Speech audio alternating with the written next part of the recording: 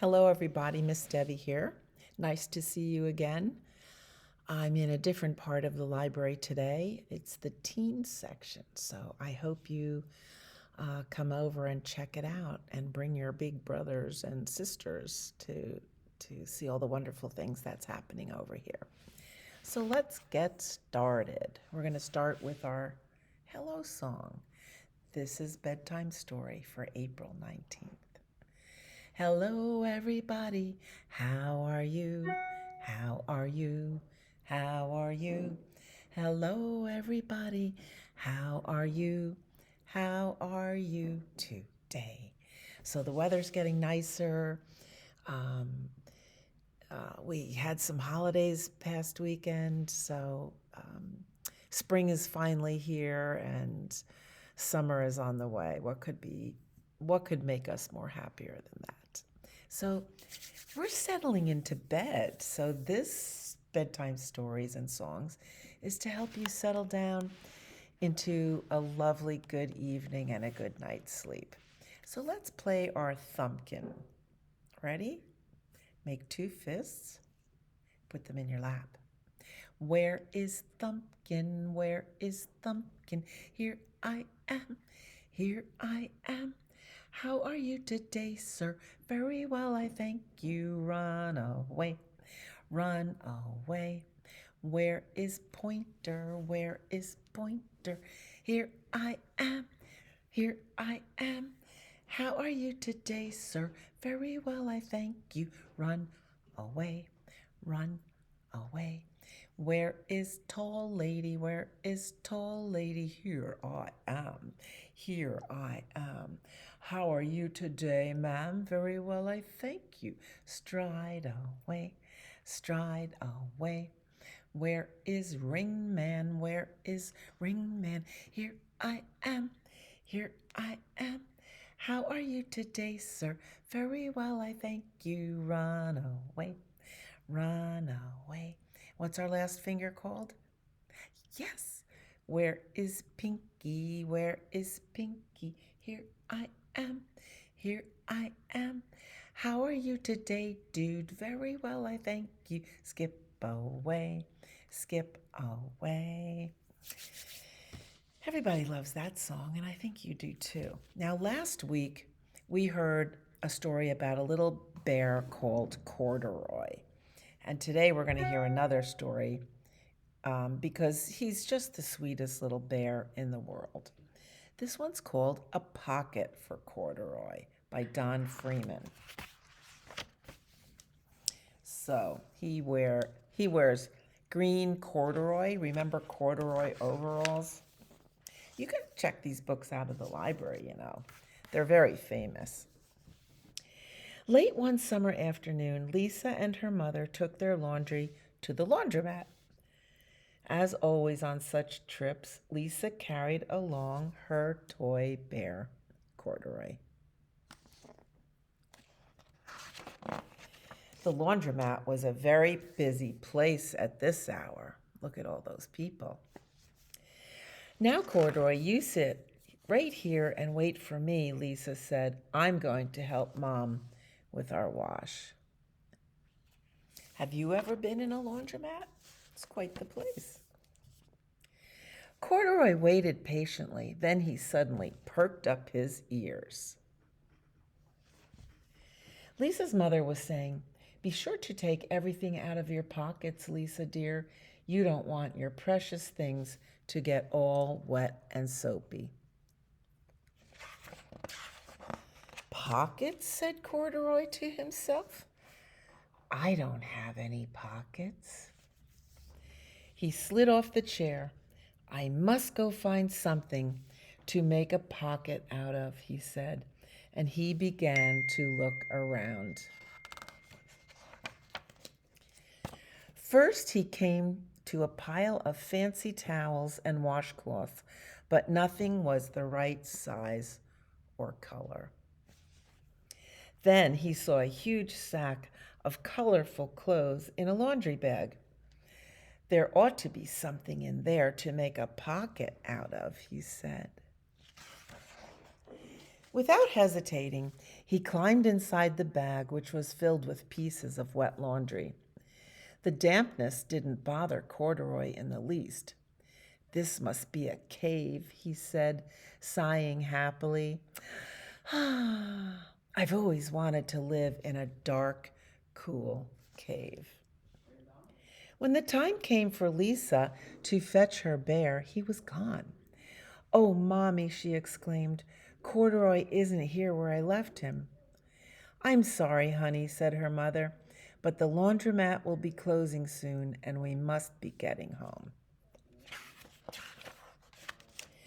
Lisa was reluctant to leave without Corduroy, but her mother insisted. "You can come back tomorrow," she said. "I'm sure he will still be here." As they left, a young man wearing an artist beret was taking his wet laundry out of a bag, the very bag Corduroy had discovered. Before he knew it, Corduroy was being tossed together with all the sheets, shirts, shorts, and slacks inside the dryer. But just as the artist was shutting the door, Corduroy tumbled out onto the floor. "How in thunder did that bear ever get mixed up with all of my things?" the artist wondered. Poor Corduroy was damp all over. "The least I can do for him is give his overalls a good drying," said the man thoughtfully. He unbuttoned Corduroy's shoulder straps and put his overalls in the dryer. Corduroy grew dizzy as he watched the clothes spinning around. It'll make you dizzy holding this book, kind of funny. But the artist became inspired. "This would make a wonderful painting," he said, as he took a sketch pad out of his pocket and began drawing the swirling colors. "I can hardly wait to get back to my studio." Do you like to paint with swirling colors? Maybe you'll get an idea from this book. Finally, the dryer stopped whirling and the man gathered up the clothes. Then he helped Corduroy put on his warm, dry overalls. All at once, the manager of the laundromat called, "Closing time, everybody out."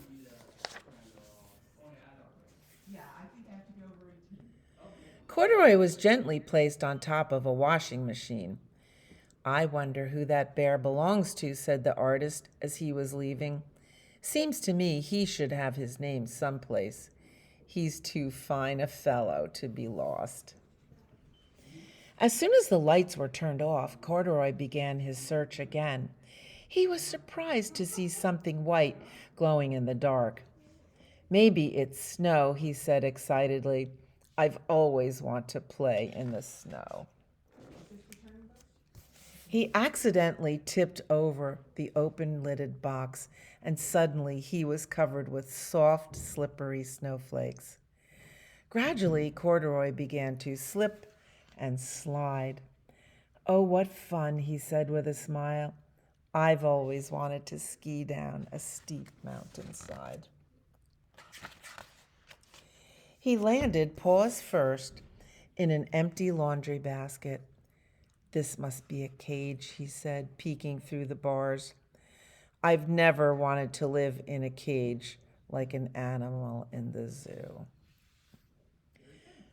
But by now, Corduroy felt drowsy, and soon he nodded off to sleep. Next morning, when the manager came to open the door of the laundromat, there was Lisa waiting. "I left something here yesterday," she explained. "May I look around?" "Certainly," said the manager. "My customers are always leaving things." Lisa was searching under the chairs and in the back of washing machines when she heard the manager call her. "Is this what you're looking for, señorita?"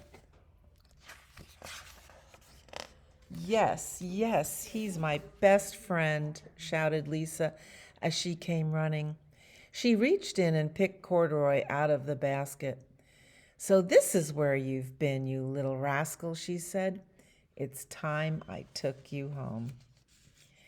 Lisa thanked the manager and ran out the door down the street, holding Corduroy tightly in her arms.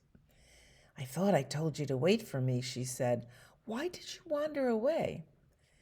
I went looking for a pocket, Corduroy said. Oh, Corduroy, why didn't you tell me you wanted a pocket? Asked Lisa, giving him an affectionate squeeze. That very morning, Lisa sewed a pocket on Corduroy's overalls. And here is a card I've made with your name on it for you to keep tucked inside, she said. I've always wanted a purple pocket with my name tucked inside, said Corduroy, as he and Lisa nuzzled noses. Isn't that a sweet story? That would give you good dreams.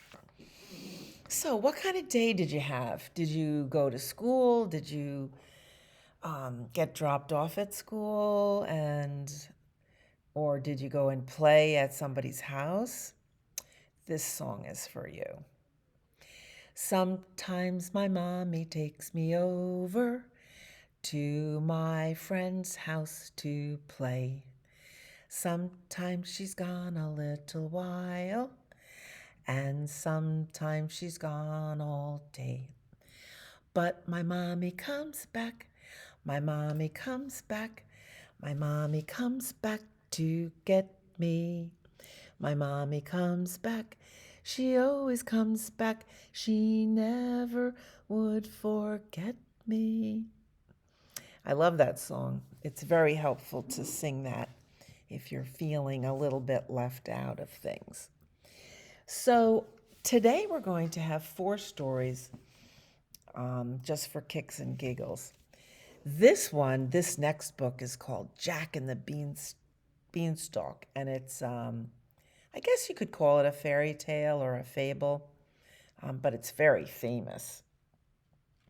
Jack and the Beanstalk. Maybe you have heard this story. And this is a nice rendition of this story. Once upon a time, a poor widow lived in a tiny cottage with her young son, Jack. Jack was a good boy, but he knew nothing of the world beyond his home. Jack and his mother were so poor that the only thing they had to eat or drink was milk from their cow. One day, the cow stopped giving milk, leaving Jack and his mother with nothing at all to fill their bellies. Mother gave Jack the cow. She told Jack to take it to town. She told Jack to sell it. And Jack did as he was told. Jack set off to town and had not traveled far when a woman approached and said, "Good morning, Jack." "Good morning," he replied, surprised that she knew his name. "That's a fine-looking cow," said the woman. "I will trade you 4 beans for it." Jack looked up at his big cow. He looked down at the small beans. He said to the woman, "No, thank you." "You drive a hard bargain, Jack," the woman replied, "but I want that cow, so I will give you 5 beans for it." Then the woman whispered in his ear, "These are no ordinary beans, Jack. They are magic.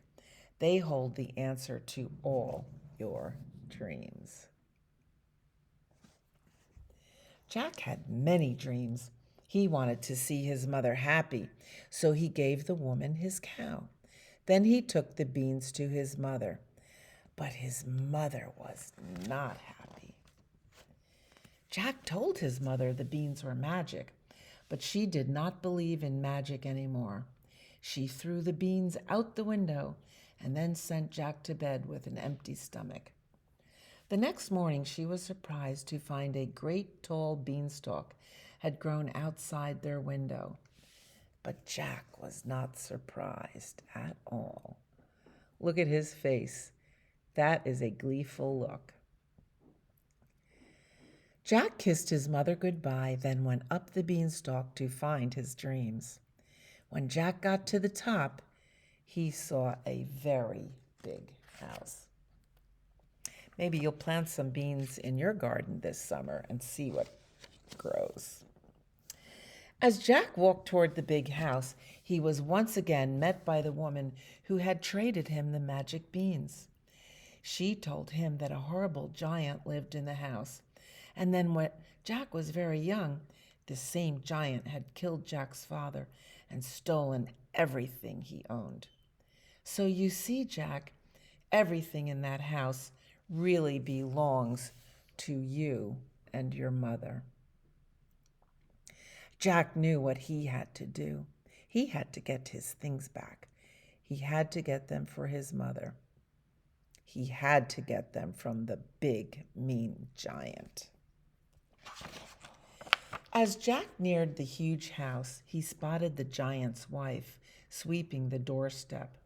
Jack was scared. He knew that little boys were a favorite meal of both giants and giantesses alike, so he did not ask to be invited in. Instead, he grabbed her broom and was swept through the door. Everything in the house was very big. It made Jack feel very small. It also made him feel very scared. He did not want to meet the giant. Suddenly, Jack heard the sound of enormous footsteps. He scurried up a curtain cord to a high shelf where he quickly hid inside a sack of gold. And then he heard the giant shout, "Fee, fi, fo, fum, I smell the blood of an Englishman. Be he alive or be he dead, I'll grind his bones to make my bread." The giant came into the room. He was very big and very mean. The room shook with each step he took. Do you see Jack climbing into that bag up there? The giant began to tear the room apart looking for Jack. His wife, upon hearing he was looking for a yummy little boy, eagerly joined in. But soon the giant grew tired of looking and ordered his wife to bring him his sacks of gold instead. The giant took the sack that Jack was in, but he did not open it. The giant took another sack and began to count his gold. Fortunately, the giant was not very good with numbers, and he had to keep starting over with number 1. This tired him quickly, and soon he fell asleep. That's when Jack tiptoed from his hiding place to stare in awe at the giant's gold, which really belonged to him and his mother. Jack knew what he had to do. He had to get his gold back. He had to get it for his mother. He had to get it from the big, mean giant. Jack hoisted a sack of gold upon his back. Then, so the giant would not think it missing when he awoke, Jack replaced the gold with a sack of beans. Quiet as a mouse, Jack slipped out of the giant's house, then ran all the way to the beanstalk and quickly slid back down to earth. And there he is sliding down the beanstalk. Jack's mother was very happy to see Jack and the gold, but she did not want Jack to ever go back up the beanstalk. But Jack knew what he had to do. Several days later, Jack climbed up the beanstalk once more. He ran straight to the giant's house and heaved a huge rock at the big front door. When the giant's wife opened it to see who was knocking, Jack slipped into the house behind her. Jack went from room to room. He saw many things the giant took from his father. And then the house began to shake. The giant was home. Fee, fi, fo, fum, I smell the blood of an Englishman. Be he alive or be he dead, I'll grind his bones to make my bread.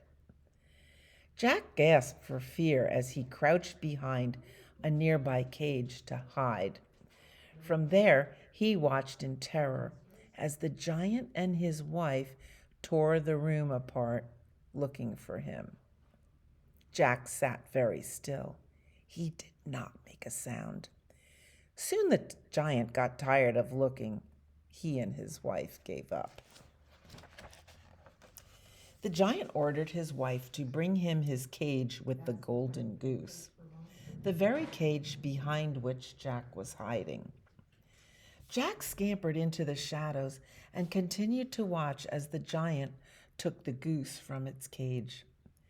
What Jack saw next nearly took his breath away, for the golden goose began to lay golden eggs. Jack knew what he had to do. He had to get his goose back. He had to get it for his mother. He had to get it from the big, mean giant. The giant soon grew tired of watching the wondrous goose lay golden eggs, and with a yawn and a stretch, he fell asleep. That's when Jack tiptoed from his hiding place and grabbed the golden goose. And then, to keep it from honking, Jack snatched a chunk of bread and fed it to the goose as he fled.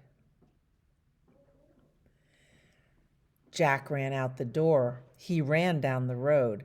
And then the goose went honk and woke the giant up. The giant leapt out of his chair to chase Jack, his huge strides bringing him closer with every step. Jack jumped onto the beanstalk just as the big, mean giant reached out his arm to grab him. That's a pretty cool picture. Luckily for Jack, the giant missed. Jack went down the beanstalk. His mother was at the bottom. She was glad Jack was safe. She did not want Jack to ever go back up. But Jack knew what he had to do. The next time Jack returned to the giant's house, he sneaked in through an open window. Once inside, Jack heard a haunting voice singing a beautiful song. He followed the sound and found the giant listening to a magic harp. And there he is swinging into the window. And there's the harp. Jack knew what he had to do. He had to get the harp back. He had to get it for his mother. He had to get it from the big, mean giant. Suddenly, the giant ordered the harp to stop singing, and he put his nose in the air to sniff. Jack froze. He knew what was coming next. What was coming next? Fee, fi, fo, fum, I smell the blood of an Englishman. Be he alive or be he dead, I'll grind his bones to make my bread. The giant looked for Jack. His wife looked for Jack, but soon they got tired and gave up. The giant ordered the harp to sing again, and this time she sang a lullaby. Before long, the rafters were shaking with the giant's mighty snores. That's when Jack tiptoed from his hiding place and grabbed up the magic harp. Then, to keep the giant from chasing him, he hid the giant's shoes inside a pot of stew. Jack ran out the door. He ran down the road. Then the harp began to sing and woke the giant up. The furious giant jumped up to chase Jack. Immediately, he realized his shoes were missing. This only made him even more angry and more determined than ever to catch Jack and gobble him up. The giant frantically searched for his missing shoes. then finally gave up and chased after Jack in his bare feet. And look, he stepped on a tack. Ouch. Jack ran very fast, but the giant ran faster. Jack went down the beanstalk, but the giant went down the beanstalk too. Look how close he's getting to Jack. Jack slid down that beanstalk in the wink of an eye, and then he shouted for his mother to bring him an axe. With 3 mighty whacks, Jack chopped that beanstalk down. The plant toppled and crashed down to earth, and with it crashed down the big, mean giant. That was the end of the beanstalk. That was the end of the giant, too. And Jack and his mother lived happily ever after. The end. Isn't that a fine story? There's a lot of different tellings of Jack and the Beanstalk, but this is a pretty good one. In some of the stories, the giant's wife hides Jack in her apron pocket, right? Now you know why Corduroy wanted a pocket. Everybody needs a pocket. So that's a good story. I really love it. So I'm going to sing Skidamarink and go right into another story. Remember, we like to do our sign language. So I, point to yourself, love, cross your heart. You, point to your other person. Ready? Skidamarink-a-dink-a-dink, skidamarink-a-doo. I love you. Skidamarink-a-dink-a-dink, skidamarink-a-doo. I love you. I love you in the morning and in the afternoon. I love you in the evening and underneath the moon. Oh, skidamarink-a-dink-a-dink, skidamarink-a-doo. I love you. That's a good song to sing before we go to bed because it's just full of good feelings. So, it's getting very near time for Lily White's party, don't you think? The sky is dark, right? And guess who's coming to watch over us while we sleep? Starlight, star bright, first star I see tonight. I wish I may, I wish I might have the wish I wish tonight. Make a good wish and I hope it comes true. Twinkle, twinkle, little star, how I wonder what you are. Up above the world so high, like a diamond in the sky.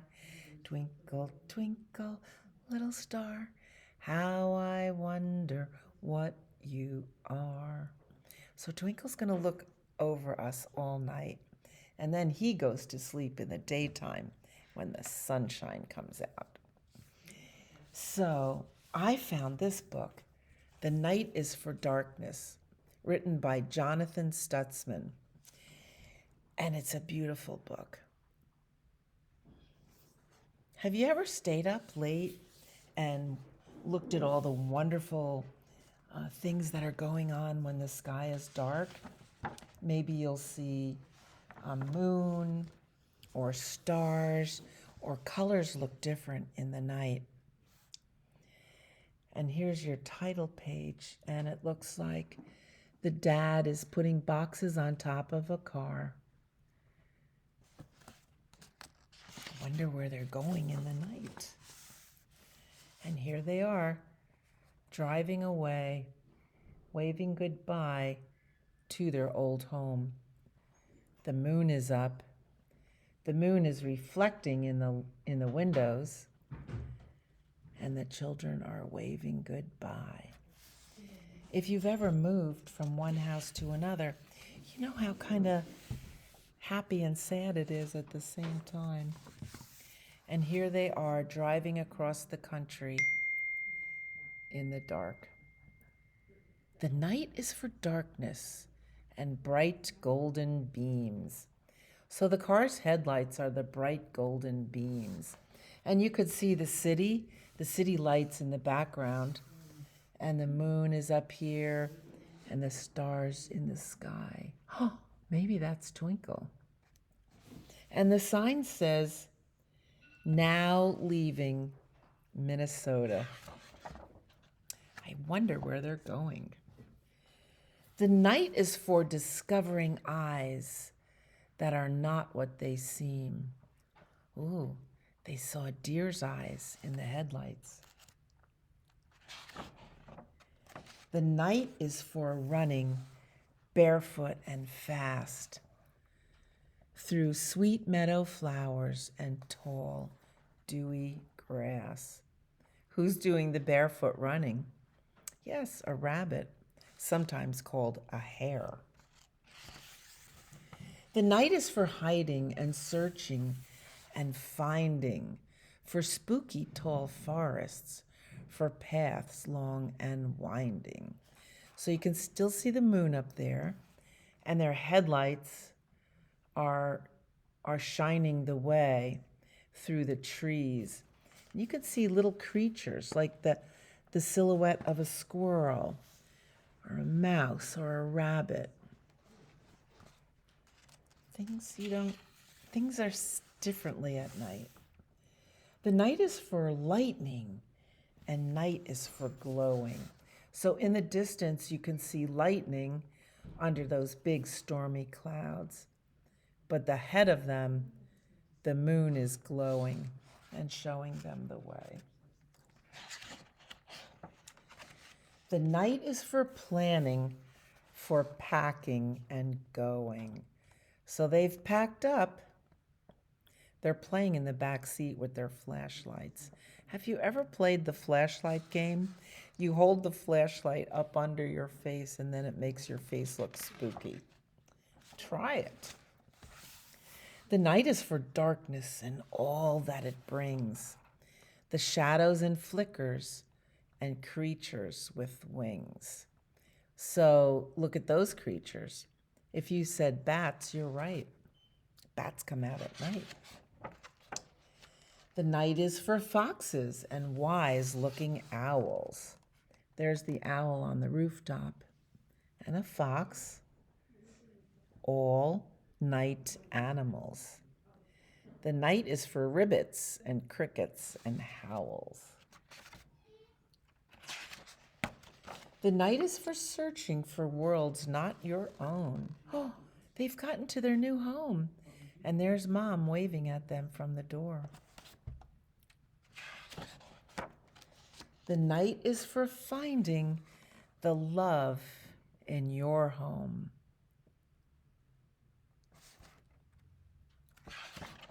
The night is for stories, for reading and telling of magic and strangers and beans they are selling.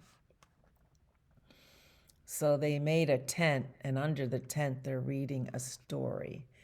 And can you guess what story they're reading?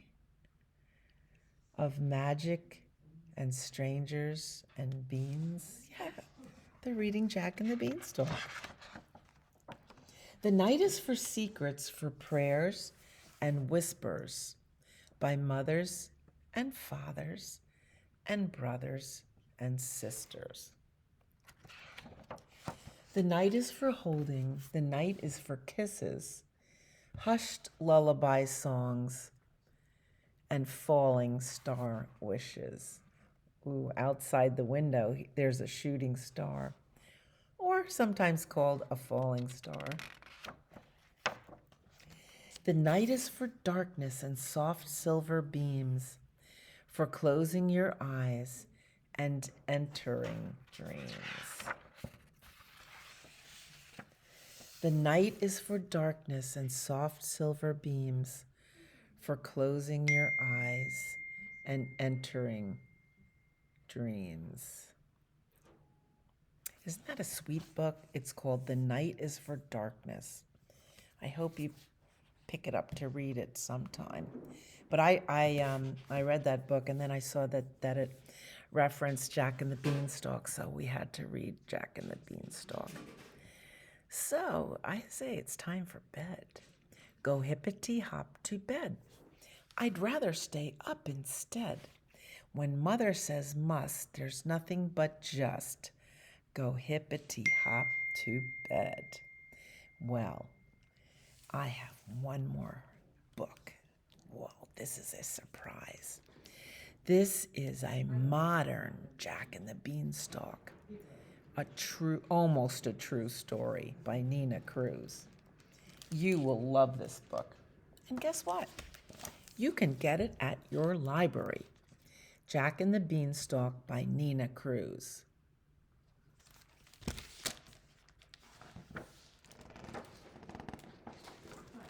Here's a picture of the beans in the jar and the dirt and the garden that they're in. And here's the shovel, or a trowel as it's called. When Jack came home from his first day of work doing chores for his neighbor, Mrs. M, he was disappointed. She had given him multicolored beans instead of money. "These are worth more than what I owe you," she said. "Make sure you plant them right away." Jack wasn't certain he believed her, but he went ahead and planted the beans outside his bedroom window. The next morning, Jack overslept. His parents had to wake him up. The room was unusually dark. He looked out the window. Crazy! It's a beanstalk! Jack started to suspect that something wonderful was happening. The beanstalk grew and grew, looping and twisting its way up into the sky. By noon, the beanstalk was taller than the house. Jack shook the huge vine. It was very sturdy. Later that afternoon, the beanstalk disappeared into the clouds, and Jack found it was easy to climb. And there he is, climbing the beanstalk. Jack climbed. He went farther and farther up the huge beanstalk. When Jack stopped to rest, he was so high he could see the entire city. Wow, that's really high.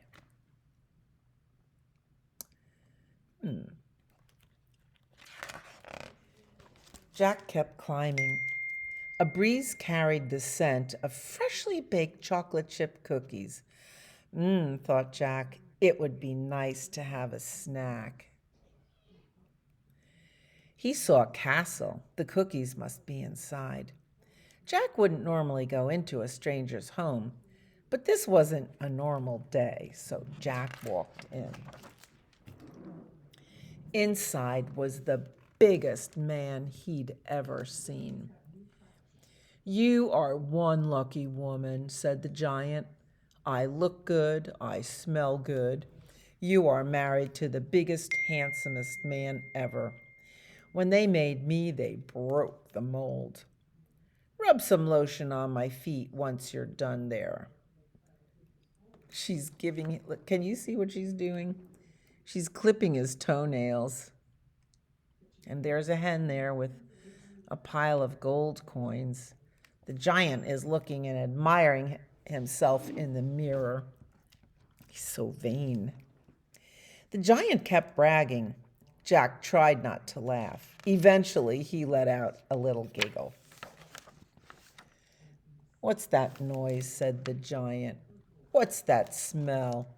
"Fee, fi, fo, fum.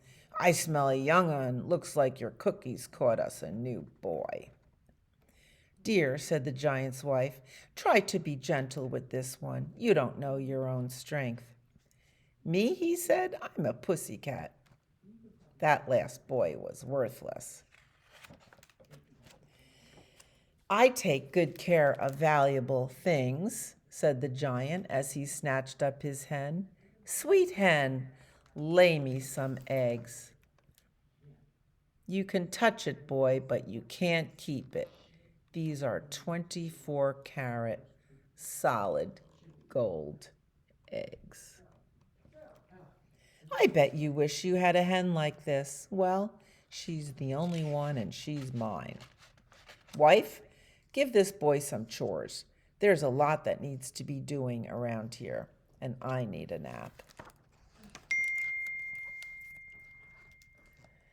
The giant's wife took Jack into the kitchen to begin the longest afternoon of his young life. He swept, he scrubbed, he washed, he chopped wood. He shined every knife, fork, and spoon they had, and they had a lot. The work was very hard. The giant snored in the next room. Jack was hungry and tired. He wanted to go home. I need something from the pantry, said the giant's wife. I'll be right back. Start peeling the carrots.